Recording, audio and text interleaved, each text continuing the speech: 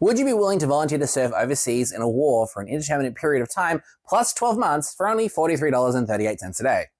During the First World War, Australians volunteering for the Australian Imperial Force were paid a base rate of 6 shillings a day for a private, which earned them the nickname of 6 bob a day tourists from their much lower paid British counterparts. Now, adjusted for inflation, that is the equivalent of agreeing to serve for an unknown length of time for about $43.38 a day in 2024 money, or $15,833.70 a year. Now, this rate of pay was roughly 85.7% of the base wage in Australia at the time. So to put that into modern terms, if the same pay scale was to be applied today, it would be the equivalent to agreeing to serve for about $111.12 a day, which is around what a 19-year-old earns in the modern workforce. And yet, 1 in 3 Australian men of a warfighting age went on to serve in the First World War, equating to 416,809 in total.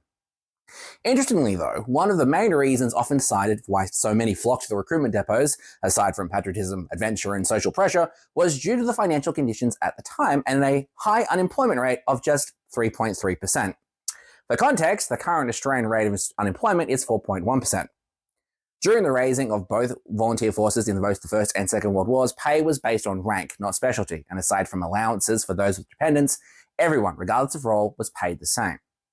With the establishment of the Australian Regular Army, pay scales for specialty were introduced. Now what you got paid was no longer based on your rank, but also what you did. This means that an Australian Army infantry private today earns around 5 times more than what their forefathers did a century ago in the Great War. And when compared to the current full-time minimum wage, their base pay is roughly 1.67 times what an average worker makes today. And now, just as they were during the Great War, Australian service personnel are still some of the highest paid in the world.